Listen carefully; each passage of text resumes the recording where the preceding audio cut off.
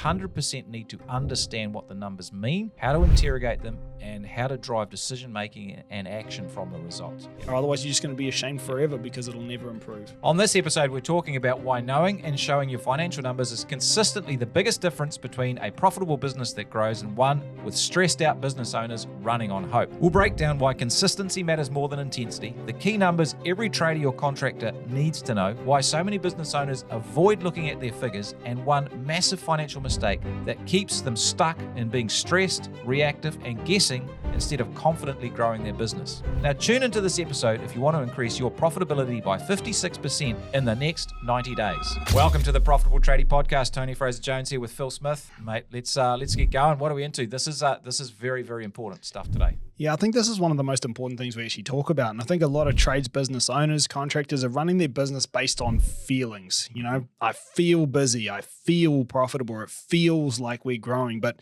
unfortunately, feelings don't pay bills and they don't pay your invoices. And I think the scary thing is that a business can look incredibly successful from the outside, you know, big turnover, busy team, heaps of jobs, new equipment, growing revenue. But behind the scenes, GP's leaking, labor's blowing out, cash flow's tight, tax debt is building, and stress can be through the roof. Yeah, and so what happens is you think you're going along well, it's all honky-dory, and then right off the bat, the thing falls apart. Yeah. And suddenly it's like a complete mess. The cash is dried up and you are in struggle street. And it feels sudden, but actually, if you knew what was going on, it wouldn't be sudden at all. There'd be no surprises. So this episode is really about building visibility and control and consistently knowing and showing those important financial numbers that'll tell you how your business is going and that you need to understand to actually make good decisions about where you're going to take your business. Yeah, and I think like for me, this really calls the whole analogy of you know flying through cloud, right? And I know you love a good plane yarn, so why don't we get into that? It's not so much a yarn; it's just like you said, a bit of an analogy. Like if you're a pilot and you're flying through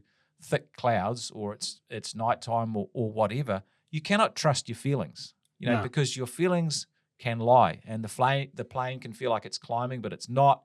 Or, you know, you think you're flying level, but you're banking to the right or the left, or you might even be descending. You lose all orientation, and that's a problem. And that's why, obviously, elite pilots, they use instruments, you know, instrument flight rules. They look at their instruments, and they trust their instruments, and they ignore what their feelings are telling them. And for us as business owners, we need to be exactly the same. And the trouble is, as you said, most business owners are actually running their businesses on emotion, which is kind of like visual flight rules. What do I think's going on? Yeah. What can I see? And it feels like I'm making money. It feels like things are good. It feels like we're busy enough. But as you said, the reality hits and it's not. You run out of money. It's just not happening properly. And this is a big problem. And I mean, just recently we had one of our members who's only been with us a little while, but they thought they had their financials sorted. They're doing $3.8 million in revenue, thought they were heading towards a phenomenal year, but the accountant calls them in for an urgent meeting and the numbers just weren't what they thought. You know, they went from thinking they had a profit of 700,000 or 800,000 to a profit of about 30,000 because they just weren't across this. They were kind of living in hope, but hope is not a strategy when it comes to your business and, you know, getting the things you want out of life. Absolutely. You've got to have the actual factual details. Yeah, and I think if we don't have those factual details, whether it's because we're ignoring them or we don't know where to get them or we don't have time to pull them together, we run into big problems. Yeah, well, like we said, you're just flying blind. You really don't know what's going on. And so you make decisions on emotions instead of facts. And guessing is incredibly dangerous in business. You know, things might be going well, and often if you're guessing, you'll stop doing the things that are going well. Even it's just stuff like that, or you don't actually know what the actual real issues are. So it's a big thing. And then this is a massive one. People mistake revenue, you know, top line revenue for success.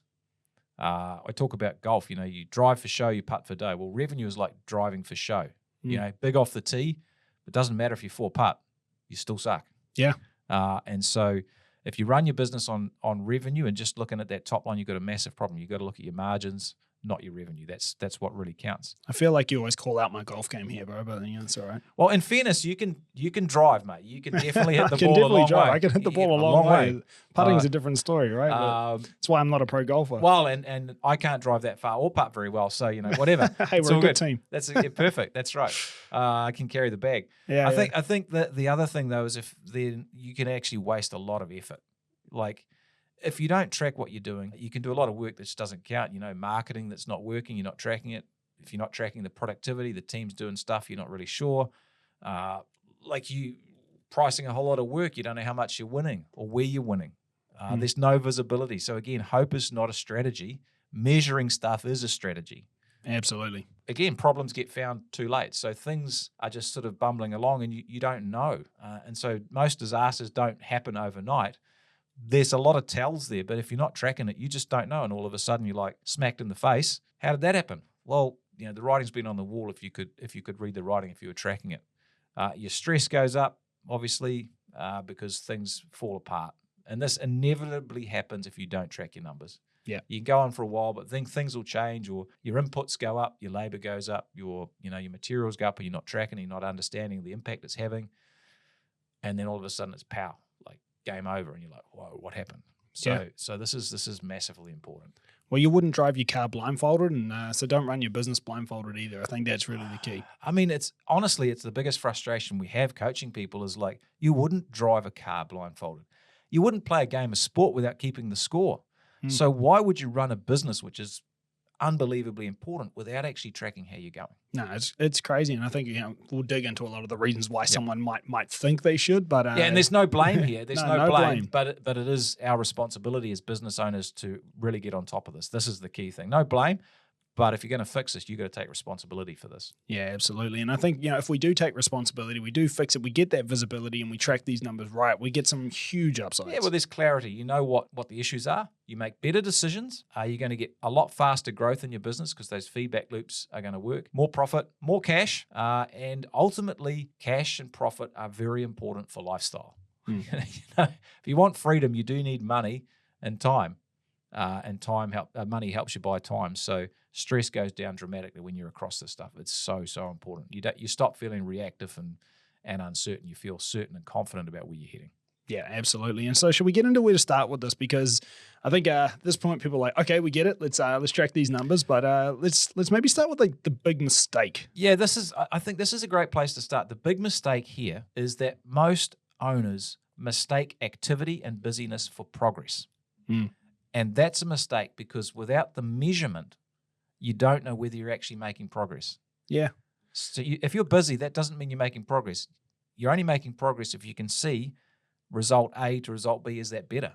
Yeah. That's progress. Yeah. If I'm making sales, I feel good. Well, that's all fine, but may not be making profit. Well, it's kind of like that golf analogy again. It's like if I might be able to drive, way further than you, but if you hit it down the fairway and my monster drive is hit backwards onto the previous hole, you're in a good spot and I'm not. And so I think the key is like, just because you can do something well or you can do something fast or you can get a lot done, if it's the wrong stuff, then you actually might just go miles in the wrong direction. And so like just because you're busy doesn't mean that you're actually being effective, and measurement is what tells you whether you're being effective. That's exactly right. And the big thing is often you feel a sense of energy and progress when you're really working hard yourself. And you're like, well, if I keep doing this, it should be okay. Well, it may or it may not, but if you're not measuring it, you don't know. Yeah, and absolutely. So you've got to measure. So that is the big mistake. Do not mistake busyness and activity with progress. Measure it so you know whether it's progress. Yeah, absolutely. And let's get into the key numbers that everyone's got to measure. Yeah, I think this is a good place to start. This is, there's a lot you can measure, but there's some things you absolutely must measure. And yes, you do need to measure revenue, which is how much sales am I making? And you want to do that on a monthly basis. What am I actually generating from the work? The second thing is gross profit. Now, gross profit is basically the profit from the jobs. It's the revenue less the cost of doing the job, which is your labor and your materials and maybe some subcontractors directly associated with that job. But it tells you how profitable your jobs are. You absolutely need to understand gross profit. And then if you've got revenue and take gross profit off it, that gives you your gross profit. You take your overheads off, you get your net profit. And net profit is one of those critical things you need to measure because that's basically how profitable the business is overall.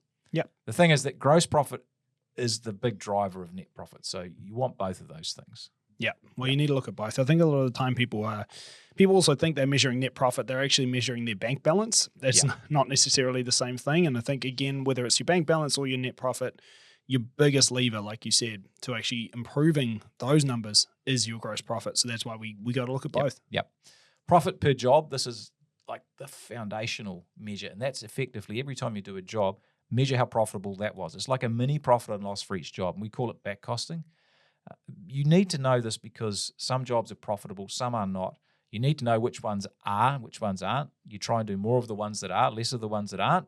And if they're not profitable, you look at why aren't they profitable? Yeah, can we improve it? And if not, should we even be doing it? Yeah. And often you can improve it just by looking at it. You're like, far out. This job's getting a 12% margin. My other jobs are getting 50%. What's going wrong here? Oh, okay, well, it's kind of obvious. I've got the wrong people doing it, or I'm not charging enough, or there's lots of scheduling issues, whatever. Yeah, and that type of customer is difficult. Yeah. We put Tony on those jobs, and that's why 12%. Nah. Well, I mean, it's fair. Like, I mean, it can happen, right? Sometimes that's what stands out. But I think usually when our members get into back costing, they start just seeing the numbers, and it's usually blaringly obvious. You don't have to look deep to see where something's going wrong, and there's almost always a pattern to it. And once you see that pattern, you can improve it. There's always a pattern. That's the key, pattern recognition. So profit per job, labor utilization is how much of the time you pay for from your technicians and your tradespeople are you actually billing. How much is chargeable? And that's a percentage. Yep. Maybe it's 40, 80, 90, 100%, whatever it is, you figure it out because that's a big issue. And if it's too low, you work on it. So they're important measures. You need to know your accounts receivable, how many people owe you money, your accounts payable, how many people you owe money to. A cash flow forecast, which is basically, hey, for the next 12 weeks, each week, where does my bank balance sit? Yep. So I'm not ever surprised. It's actually quite easy to do, and it's just an estimate of the money you'll have in the bank, so you're not surprised. Yeah. And the last thing, absolutely critical, is your sales pipeline. How much work have I got in the pipeline? How much work is quoted? How much work is confirmed? So I can see where I'm standing. Exactly. And I think these are the minimums, right? It's like you said earlier, like there's actually a lot more that you should and could measure, but I think the key is at a bare minimum, you need to be measuring these statistics. If you're not, then essentially you're driving that car with a blindfold on, which is not a recommended strategy. What I would say is this is the minimum, but if you did this well and consistently, you're going to have a pretty solid operation. Yeah. You will. And when I say consistently, it's probably important to unpack what that means because that is actually the key here. Yes. And I think this is where a lot of our members fall over. Yep. And again, we'll say, hey, are you consistently measuring this stuff? Yeah. And then we define consistently to them. They go, oh, okay, maybe not that. Not so much.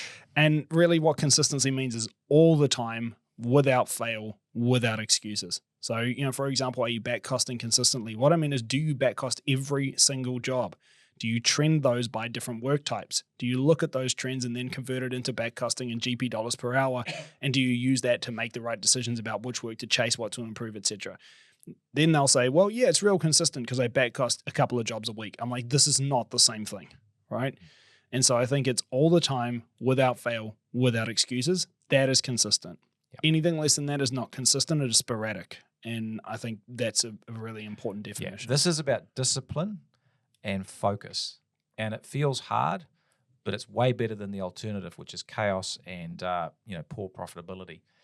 So, like you said, every job needs to be back costed. You have weekly KPIs where you're checking your cash flow, your AR, you're checking your sales pipeline every week. So you're not getting a surprise.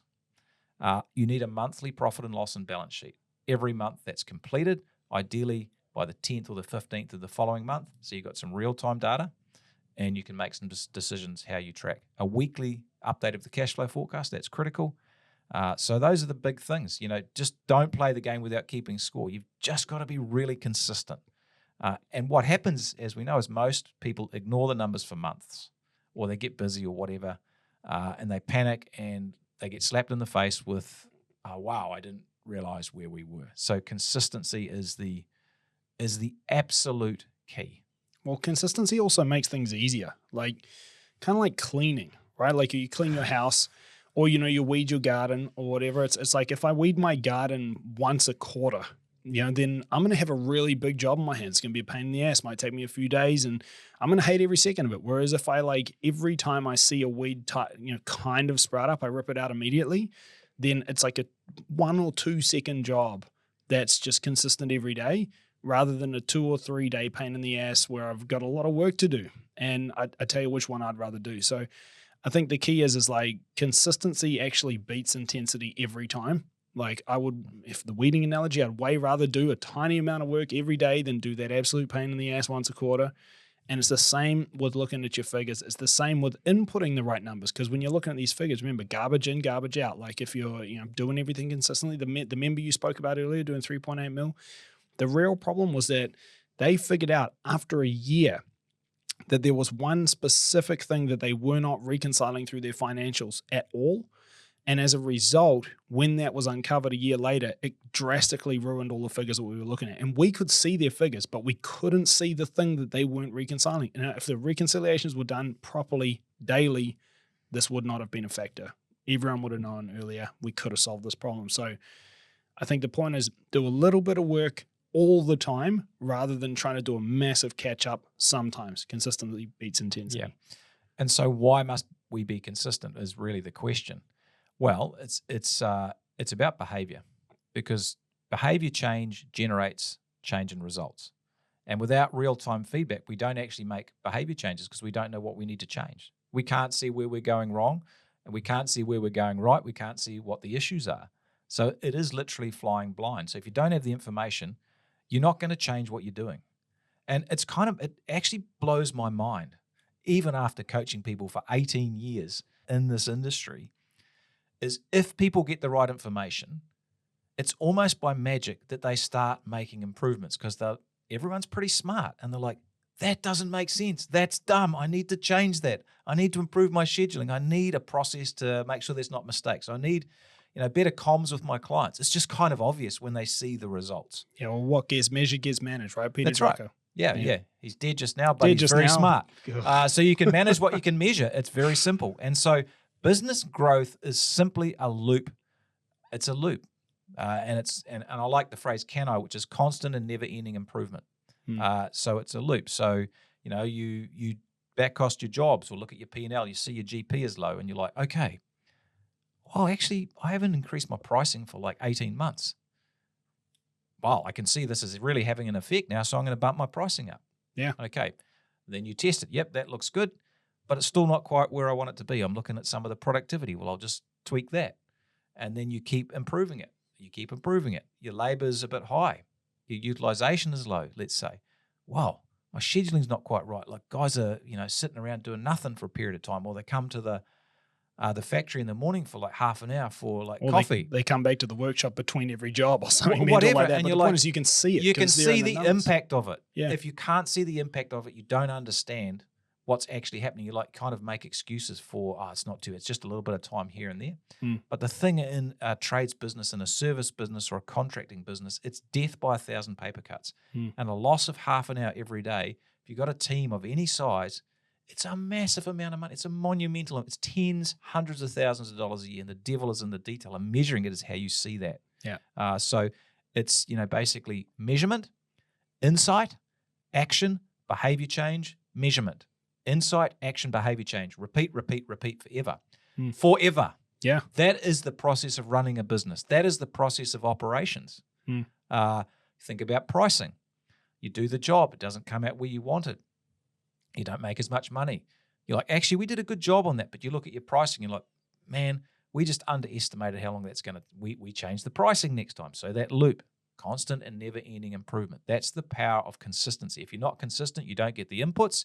You can't make the changes because you don't have the information. Yeah, 100%. And I think let's get into abdication, because I think this is something we see all the time, right? It's a big problem. Yeah, people are like, hey, look, I really want to know my numbers. I'll get so-and-so to do it. And instead of partnering with people on actually getting the right numbers, a lot of the time we abdicate rather than delegating, right? And just say, hey, it's their problem.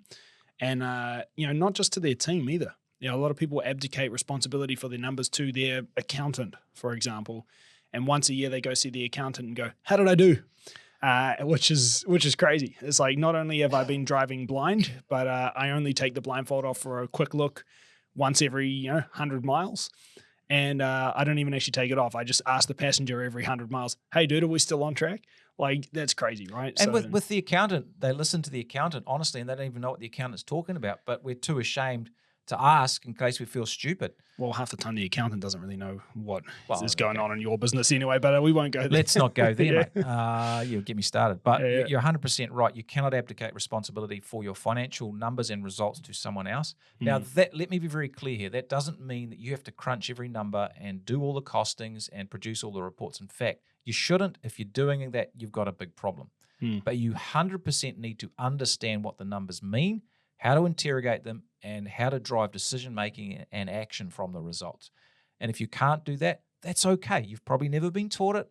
It's not something you get taught in your apprenticeship.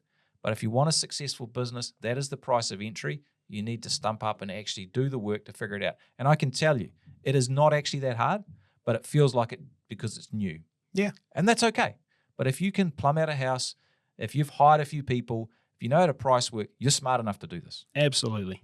100%. And I think that's the key. It's just taking responsibility for that understanding and for things being done around like actual collection of the numbers, presentation of the numbers, review of the numbers, analysis of the numbers. Take responsibility and accountability for these things happening and actually use it. And I think that's the key is this may be something new to you, but you've learned hard things before.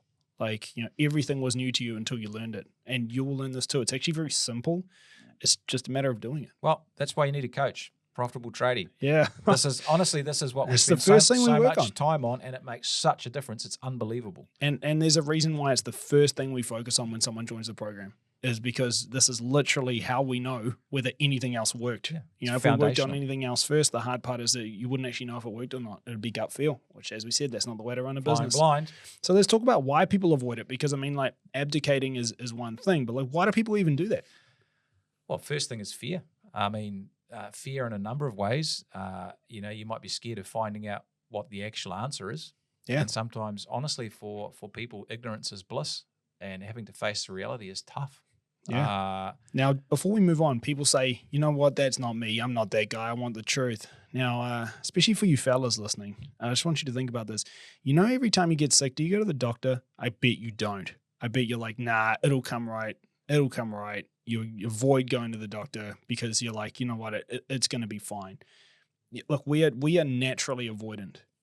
It's like, I don't want to look under the bed because what if the boogeyman is there? Do you know what I mean? And so I think the thing is that fear is very real. Everybody does feel this. It is a normal thing, and it's okay if you've honestly been avoiding this because you were a bit worried or you were feeling overwhelmed or whatever. But hey, it's time to face up. It's time to give it a look. It's time to see what's going on. Because if you don't, then you're also powerless. There's nothing that you can do to actually improve. I mean, avoidance is a strategy that people use a lot to deal with emotional challenges. It feels safer in the short term, but it just compounds the pain in the long term. Yeah. And so I think fear is a big thing. Overwhelm is another thing. I mean, if you don't know how to do this, it is quite overwhelming, and I get it. Yes, no, you've got to do forecasting and GP analysis and put some dashboards and financial reporting together, and so you can feel out of your depth, or just too busy to deal with it, or both. And I get that. I totally understand that. And so what actually happens is you're like, oh, I know I need to do this, and you kind of get started, and you're like, oh, what am I doing? And often it's just easier to go and do the stuff that you're really good at. Maybe it's doing some more jobs or pricing some more work or go and having some coffees or catch-ups with some clients, whatever, because you just go and do what you're good at. And I mean, we all do that, and that's understandable, but it's not acceptable if you want to have a great business. It's not going to get you to where you want to go. So that overwhelm is a big part of it, or maybe just too busy in general. Yeah. You're just tapped out and you haven't got the bandwidth. But I think overwhelm, one big thing with overwhelm is sometimes you just have to get started. Like, rather than focusing on the end result of all of this is done, just focus on the starting result of I've made a start. Same as like cleaning out your garage, right? Like at one point or another, we've all had that really messy garage. That hurts. That hurts, bro. Dude, I know. So this is going to take all day. Man, it's going to be a pain in the ass. But the thing is, just start. And the minute you start, you're going to actually realize, oh, I'm actually making good progress. The progress compounds. You build momentum, and suddenly the garage is clean. You know what's not going to get you a clean garage is staring at it and going, this is going to suck. Like, the longer you stand there thinking this is going to suck, the more likely you are to walk away and just not do it. So just get started. Yep. I think that's the key. And I think you've got sort of three key emotions: fear, overwhelm, and the last one is shame for some people. Yeah. If you're listening, you might actually feel embarrassed that you don't understand these numbers properly. And so putting your hand up and saying, hey, don't understand it, I need help, is like a recognition that you're not where you want to be, and you're quite ashamed. Like, well, I'm a business owner, I should know this, but I don't. I don't really want anyone to know that I'm not really where I want to be or where people think I should be. Yeah. So shame is a huge deal. Or they're embarrassed about what they find and they're ashamed to share it. Yeah. And we find that with our members early on. Some of them we actually connect into their financial systems because we need line of sight into what's actually happening. So there's no bullshit. We know exactly what's going on. Yeah. And some people are a little bit tardy in doing that, often because they're ashamed of what will be found. Yeah. Well, I mean, if you look at it, like people that really want to make a change, like one thing that actually jumps to mind for me is Alcoholics Anonymous, AA. Now, when they meet, what's the first line you have to say That's right. in the meeting? Yeah. Hi, Phil. Oh, hi. I'm Tony and I'm an alcoholic. Now, the reason that you have to say that is because it immediately takes away the ability to hide behind excuses or anything like that. And we can get on with trying to help with the problem. And it's the same with your numbers. If you're ashamed, it's like, I get it, man. Sometimes it might make you feel bad. If you're avoiding it, I get it. Sometimes you don't want to do it. If you're overwhelmed, I get it. It can be a lot of work. Like, I understand, but you have to show me your numbers so I can help you. Like, if you don't, then I cannot help, right? And I think that's the key is whether you're working with us and getting help and showing us your numbers, whether you're working with someone else, whether it's your accountant, could be anyone at all. If you're unwilling to show your numbers, then you are unwilling to get help with your numbers. It's really that simple. Well, I can remember early days coaching a particular gentleman. Let's call him John. And I think it was the first session that I had with him. And I was like, hey, man, let's get your P&L. And he's like, oh, why do you need that?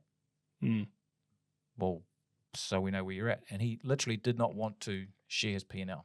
Yeah. And I was like, bro, I think we're done here, man. Like, this is not working. Love you, but this is not going to work. Like, I can't help you. And I just sent him on his way because what's the point? Yeah, well, imagine going to the doctor and you're really sick and they goes, what's wrong? And you're like, nothing. It's like, you're not going to get any help then, are you? Like, they need to know. That's how they help. Like, and I think that's the key is like, even if you want to do it on your own, well, then you need to know. Like, otherwise, like, what are you going to do? Like, what are you going to work on? You won't have any clue where to start. And I think that's the key is like, I understand the shame. I understand where it comes from, but like, you actually just have to move past that if you want anything to change. Or otherwise, you're just going to be ashamed forever because it'll never improve. Well, it gets worse. I think what we're driving at here is this is so critical, but because it's about money, there's always an emotional element and a mental element to it, and it's important to unpack that and understand that. And then at a practical level, some people just don't have the capacity to get this stuff done. You're buried in quoting and bids and firefighting and managing problems and doing all this stuff, and you just actually physically are struggling to get the bandwidth to actually consistently do your numbers. Which is why systems and team matter so much, right? That's right. So, I mean, like, firstly, you got to have the right systems. Like, you actually just can't consistently know your numbers without systems. So, you need dashboards, reporting rhythms, scoreboards, accountability, but you also need systems for how you collect data, where it goes, how you see it. It's if you don't have any systems in place, you just can't actually look at anything. Like, we have some members which will come to us and we try and teach them back costing. They don't actually have a system for measuring what hours or materials were used on a job. So you can't even start back costing. So you need a system for capturing what went into the job. So you can create a system for reviewing, how the job actually performed. So you can create a system for how to price your work. But the point is the system in place allows you to get stuff done. And so I think systems is number one. And the next thing is really team capacity. Because at the end of the day, like if you want the systems to be followed, there's only so much that you can do. And you might get to a point where you have a great system, but you can't use it because it's only you. So you can't track everything yourself. And that's where you need a team, which is actually creating that reporting, creating that visibility, creating that accountability, and creating that operational rhythm, because otherwise you just become the bottleneck, right? That's right. I mean, our business, when we started out, I coached a few people and ran a P&L at the end of the month to see how I'd done. Yeah. And now we have a team of I think it's 6 or 7 people who in the finance team, who give us the information and the information on how the clients are tracking and all that sort of stuff. And you need that to actually get it done. Yeah. And I know it feels like, well, I'm spending all this money to count this money and blah, blah, blah. But if you don't spend that money, you'll never know where you're at. And I can tell you, and this is a classic example. Someone hires an operations manager and they're like, oh my God, I'm losing my mind about the $100,000 or $120,000 or whatever it is I need to pay them. How's this going to work? I'm going to lose money. If they're any good at their job, they will make that back in the margin through better control of the jobs and tracking stuff that you're not doing at the moment because you don't have the time.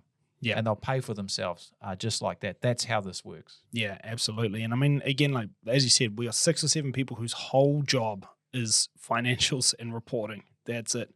And again, they pay for themselves easily, because if we didn't have that information, we'd be bleeding out way more than the cost of their salaries. So it's pretty nuts how that works. But the key is, without capacity, you actually physically can't do stuff. And if you can't get something done, then don't be surprised when it doesn't happen. So, I mean, if it's the information you need, well, you need the capacity to actually get it. Yeah, and doing this consistently is absolutely critical. Absolutely. Well, I think we've nailed some good points, man. Let's land this plane. Alrighty. The businesses that consistently win aren't the businesses working the hardest. They're the businesses that are disciplined enough to measure their financial results consistently. They know the numbers, they show the numbers, they build systems and teams that actually help them create that visibility. Because there's no point being busy if you have no idea whether your efforts are actually producing results. Thanks heaps for listening. We'll catch you all again next time. See you later. Congratulations on being part of a select group of savvy business owners who are taking their businesses to the next level. And to help you on your journey, don't forget to check out our show notes for a copy of our free book, The Profitable Tradie, and other valuable resources. Thanks for being a part of this special group, and we'll see you in the next episode of the Profitable Tradie podcast.